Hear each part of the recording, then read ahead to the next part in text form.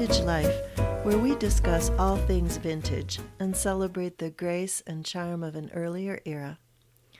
I'm your host, Jennifer Leo, and it's November 29th, 2019 as I record this. It's the day after Thanksgiving here in the United States. We had our big dinner meal yesterday with family and friends, or even on our own, which is something I'm going to touch on in this podcast later on. But also today, so we call it Black Friday because kicks off the Christmas shopping season, and therefore it puts retailers in the black, so to speak, helping them make their profit for the year. And that's where it got its name. But I personally don't even like to leave my house on Black Friday. For one thing, I'm not a big shopper. For another, I am too full of turkey and stuffing from yesterday to feel much like moving outside. And also, I don't like crowds. I think things get kind of crazy out there. So I'm just as happy to stay home. But that's what it is today, and I'm choosing to talk to you instead. There's not much to report in the way of writing news. I did finish NaNoWriMo just today, hit my 50,000 word goal on a novel that will not see the light of day for quite some time, because what you write during National Novel Writing Month is not not usually fit for consumption without a lot of rewriting and editing. But the point is to get your first draft down, and that's kind of what I did for this book. And I'll just tell you, it's set in two time periods, 1945 and 1915. And so, yeah, it was interesting. We'll have to see how that all comes together. The Highlanders novella collection, of course, is now available for sale in both ebook and softcover versions. I will put a link to that in the show notes. I also have an article in the current issue of Sandpoint magazine all about the big snow of 1969 that shut the region down. If I can find an online version of that article, I will link to it as well. Writing it put me in a snowy mood, but there's no snow on the ground here on this Thanksgiving weekend, which is pretty rare in itself here in northern Idaho. It is bitter cold, however. So I started out thinking I was going to make this podcast all about Thanksgiving and about Thanksgiving traditions of old, and I started it over and over again, and it kept making me feel blue, and I couldn't figure out why. And so I'd think maybe I'll just try it another day, and I'll try it another day. And Thanksgiving, of course, by now has come and gone. But as I was thinking about it, I realized the reason talking about Thanksgiving was making me feel sad was I was missing my family, and especially missing my mother, who passed away several years ago now.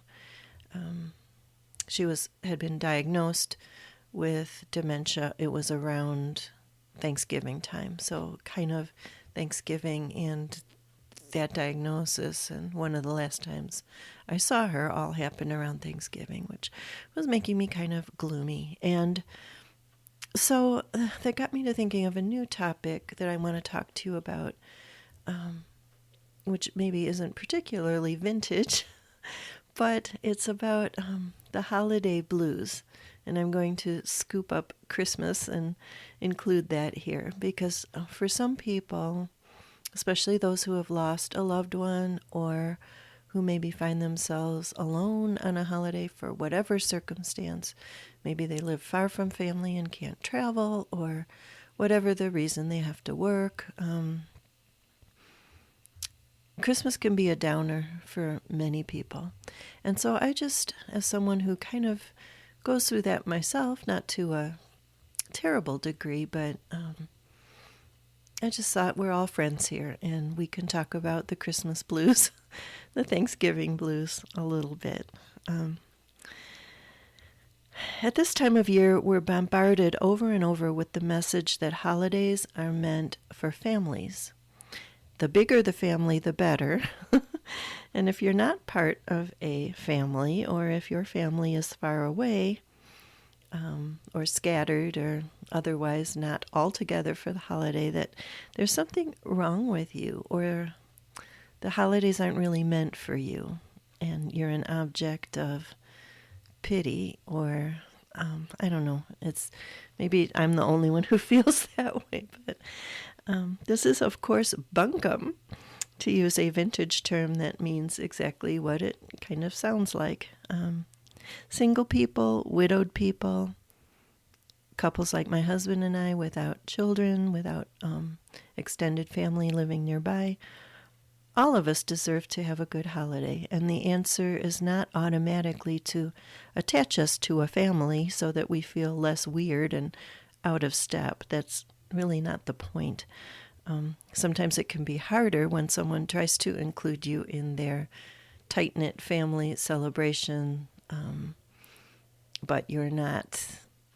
You feel almost more on the outside when that happens. I remember a time years and years ago I was invited for Christmas Eve to a friend's family gathering, which was wonderful of my friend to do, but she hadn't cleared it with some of her cousins and extended family who kind of showed up with this attitude of, who's looking at me, who's this person, what's she doing here? I felt pretty unwelcome by some of the people who clearly wanted a close-knit, circle the wagons family celebration, and I was pretty happy to go home to my book and my bath that night. Nobody wants to feel like a good deed or a project. So I would say to families who, if you do invite the single person or the widowed person or whoever, make sure you're inviting them like you would at any other time of year because you like them and you would enjoy their company or you want to get to know them. Don't invite them with the attitude that you're rescuing them from a fate of being alone on Christmas or on Thanksgiving, because it doesn't work that way. At least it doesn't work that way for me. My husband and I were fortunate enough this year to gather with other friends and family, friends who did not have family nearby, and it was wonderful. We enjoyed it very, very much. But I'm getting off track here. What was I trying to say? The first thing, I think, if you find yourself alone on the holiday, is address your mindset. You're not the only one who's having a solo holiday, although it can certainly feel like that sometimes.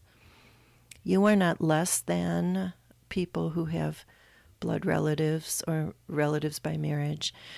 You are not inadequate or whatever lie you've been telling yourself. You need not have a miserable holiday. You may prefer to be with your family, but circumstances are preventing a visit this year. On the other hand, you may not prefer to be with your family, but have chosen to go solo or get together with friends who are not blood relatives. None of this makes you strange, weird, or worthy of pity. A corollary to shifting your mindset is to watch what media you're consuming and temper it if you need to. If you let the messages of too many Hallmark movies or too many sweet stories or holiday songs sink in to tell you that family is everything, that only relationships by blood or marriage count as worthwhile relationships, or that you are some kind of a loser if you're alone on a holiday, you'll be sunk before you start. Counteract some of these holiday specials with, watch a Agatha Christie mystery or a thriller or whatever type of entertainment you normally enjoy. Don't confine yourself just to the quote-unquote Christmas movies. Get a more balanced perspective. The third thing I want to say is if you're spending the holiday alone because you've lost someone close to you, give yourself the time and space to grieve. Maybe leaf through some old photos and remember the good times and remember the funny times and the poignant times. Go ahead and let yourself have a good cry. To me, that's one advantage of having a solo holiday is you don't have to paste on a smile and a happy demeanor when you don't feel like it. Don't try to force yourself to have a jolly good time when you're just not feeling it. On the other hand, if you're grieving for someone but you're not feeling weepy or blue, don't force it either. You're not a bad person if you're not crying for the person. You can remember them fondly and maybe you grieve in a different way, and that's okay too. If you find yourself feeling blue around the holidays, try doing something for someone else. It's kind of a cliche, but one of the quickest ways I've found to stop feeling sorry for myself is to do something kind for somebody else. When we moved to a new community and we didn't know anybody, my husband and I volunteered at a community Christmas dinner. We had moved in late October and had only met a few people by Christmas, and certainly not enough to pull together a big feast or something. So we volunteered, and it felt really good to focus on making somebody else's holiday special instead of worrying about our own and whether it would be quote-unquote good enough. Those were some of the best holidays I've ever enjoyed. We did that for several years just because we enjoyed doing it. You can minister to people in other ways, too. I used to recommend delivering cookies to places like police and fire stations and places where people had to work on the holiday. Sadly, I can no longer recommend doing this because in this day and age, officers are unlikely to eat food delivered by strangers. That's purely out of their own safety and vigilance. There's so many crazy people out there. But you could still deliver inedible things, cards or other expressions of thanks to people who work so hard on the holidays while we're off celebrating. You could also visit nursing homes, people who are shut in or maybe too sick or elderly to go out in the cold weather. But they might appreciate some company or some cheering up, someone to talk to. In this case, call first to make sure a visit would truly be welcome and convenient for the person. And also remember that people get lonely at times other than holidays as well. So think of doing that maybe throughout the year. Number 5, I recommend keeping up some traditions even if you're blue or alone on the holidays. If you love certain aspects of the holidays, don't feel you have to drop them just because you're solo this year. If you love baking and decorating cookies, pull out the flour, sugar, and butter. My mom and I loved to bake cookies together at Christmas. We called ourselves the Sunshine Bakery. Now that she's gone, I still bake cookies using her cookie cutters, and I love reliving those memories. And then I give a lot of the cookies away so my husband and I don't overdose on sugar. Maybe you love decorating, in which case decorate your place. If it's just for you, that's okay. You are worth putting up lights and wreaths and things. Maybe you love listening to certain music at the holidays or watching certain movies. You can do so over and over if you want, without anyone plugging their ears and running from the room because they're hearing the opening notes of White Christmas. On the other hand, you can drop some traditions. If you don't like putting up a tree, you don't have to put up a tree. Another joy of solo holidays is that no one will pressure you to keep up traditions that have grown stale or no longer have the meaning for you that they once did. If you'd rather chew tinfoil than watch George Bailey find Zuzu's petals one more time, you get to skip the annual showing of It's a Wonderful Life. If making grandma's mince pie is no longer your thing, the holiday police are not going to show up at your door and arrest you. It's okay to let it go. At the same time, you can institute new traditions of your own. Maybe you want to take a long walk in the woods on Christmas Day and enjoy nature, enjoy the beauty of God's creation. And that could become a new thing that you do. For some years back in Illinois, my husband and I would go to the zoo on Christmas, and sometimes we'd have a whole passel of relatives with us, and sometimes it would be just us. It felt good to get out in the fresh air and sometimes sunshine and just take a walk. Or maybe you want to do something else that's just something maybe your family wouldn't have wanted to do, and you get to now. I also encourage you to not over-idealize either other people's holidays or your own past holidays.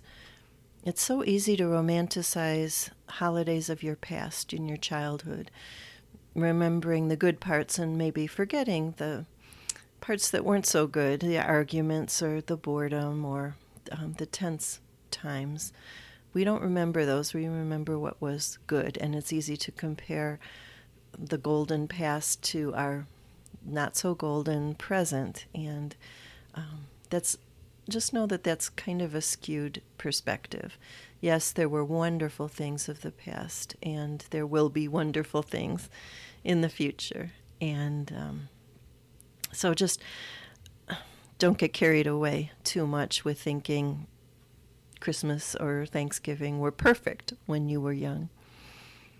All over the country, for every family that truly is living out the ideal Norman Rockwell Thanksgiving or Christmas, there's probably at least one other family where that ideal is falling short. And also remember that what you see on Instagram or Facebook is other people's highlight reels, their best moments. Don't make the mistake of thinking their whole life is like that. They just may have managed to snap a photo or two at a moment when everyone was smiling between arguments.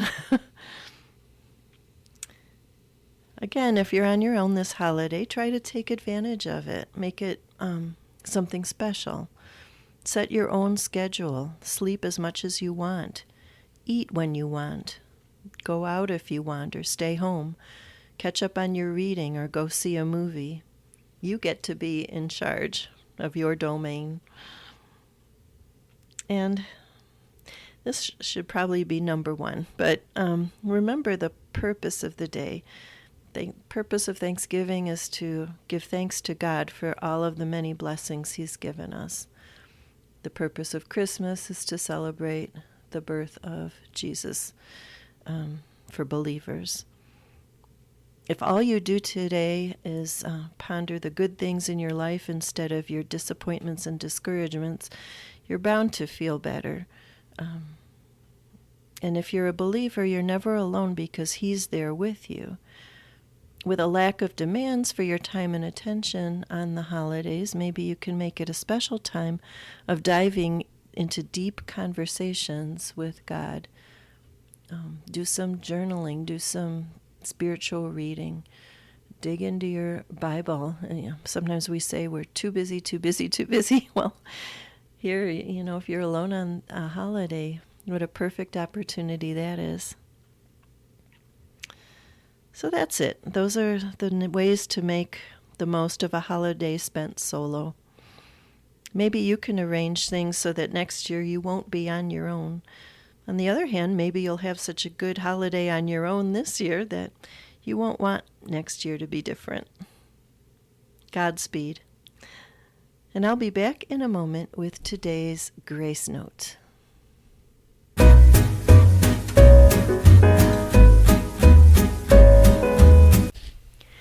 Today's Grace Note is an excerpt from a book called The Woman You Want to Be by Marjorie Wilson.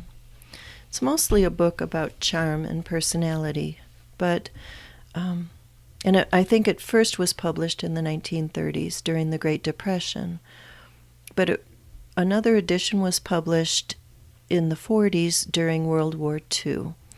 And in that edition, Marjorie Wilson added a postscript called Adjusting Yourself to Today, meaning adjusting yourself to the different restrictions and privations of World War II.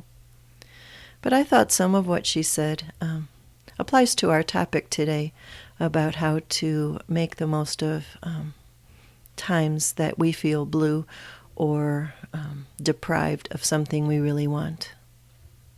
So here's adjusting yourself to today. But how to live beautifully today on less than usual?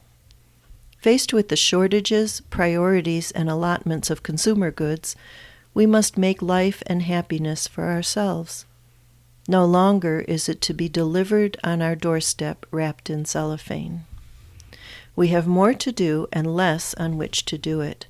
Yet down in our hearts we know that we have the skill, the courage, the ingenuity, the imagination, and the all-important good taste to make a very fair success of living with the materials at hand. Take the subject of pleasure. It is entirely in what you think about it. For instance, haven't you often heard it said that if people had to work as hard for a living as they do at play, then they would think themselves dreadfully persecuted? For instance, if you can't play golf, maybe because of the fees or the resources being needed during the war, you still have your legs, and it is sheer willful moaning that will keep you from taking long walks that won't cost you a penny, but will help to keep your figure trim and your nerves and your liver in order. Consider all your inconveniences temporary, just for the duration of the war, or in our case, the holidays. Skip over them as you mentally would some obstacle that is going to be removed shortly, and keep your mind's eye on time to come. We shall be using substitutes for many erstwhile luxuries before very long. Some of us will test our skill in finding something homemade just as good. It's surprising how often we find the substitute no sacrifice at all. It comes as a surprise to many of us that one game is about as engrossing as another. It is the sense of contest, of pitting luck and skill against that of others, that makes a game fun.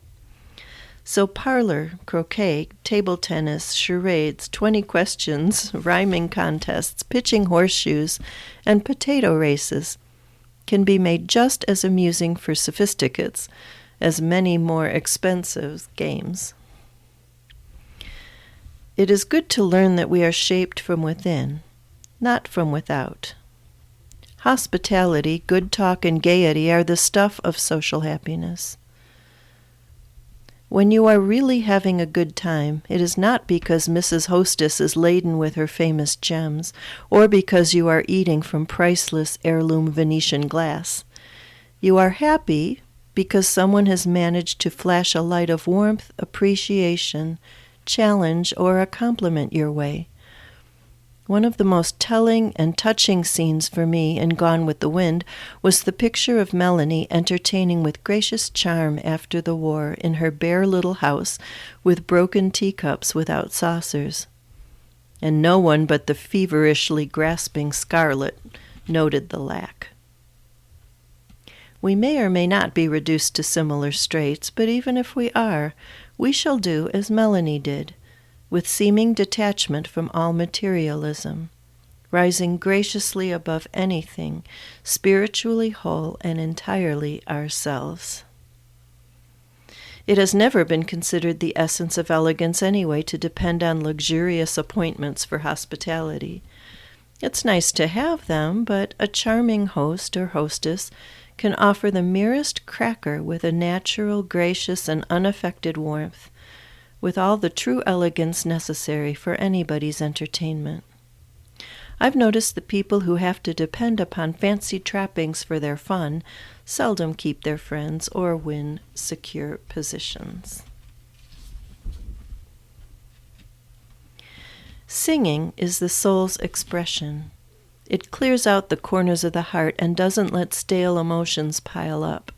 If you can't sing out loud for fear of disturbing someone or being conspicuous, then sing in your mind, thinking the actual words and tune.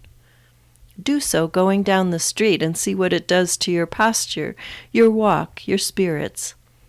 Sing new songs, old songs, hymns, national anthems, football songs, arias, swing, anything. But sing. Get the neighbors in and sing. Set aside a regular evening for a song fest. A singing nation has heart. Above all, do not drop out of normal social activities. Be determinedly hospitable. Get out the corn popper. Have play readings, each of the neighbors reading a part. Reading aloud is being rediscovered today. Alexander Woollcott once said that almost every man has a poem in his vest pocket. And choose your own reading matter carefully. It can be an escape as well as entertainment and nourishment for the mind and soul. An air raid warden in London wrote that she reads mystery stories to take her mind entirely from the tragedies that occurred last night and those that may happen tonight. Another woman says that poetry helps keep her in closer touch with sane beauty in the harsh duties that tire the body and weary the spirit. Still another devotes herself to historical novels packed with adventure. The interesting thought was brought out that these tired workers hardly hear the booming of the great guns. One of them even referred to it as a comfortingly loud barrage, that they sleep through pandemonium and hear only the tinkle of the telephone bell that calls them to duty. Isn't this further evidence that we can train our sensibilities to register whatever we wish to register, and only that? Consider that at this moment you register only the impressions you wish to recognize. It's true. Consider that when the war is over, you can have from all your experiences whatever you choose to bring with you from them. So choose now whether you are going to be embittered, drained, pessimistic, or tired, or whether you are going to be disciplined, healthier, better adjusted to reality, more inspired and exalted, and full of plans for the future. The courage and indomitable spirit of our men and women are going to win this war, and are going to leap into the after task of making this a better world in which to live. Not the least important of your contributions will be bringing to it your full measure of grace, beauty, and charm. And that was from the article Adjusting Yourself to Today, written during World War II by Marjorie Wilson. And that's it for this episode of the Sparkling Vintage Life podcast. If you have a heart that sometimes yearns for the misty memories of yesteryear, be sure to subscribe to my newsletter at sparklingvintagelife.com. Leave a review on Apple Podcasts or Stitcher or wherever you get your podcasts. And tune in again next time when I'll be back to discuss another aspect of a sparkling vintage life.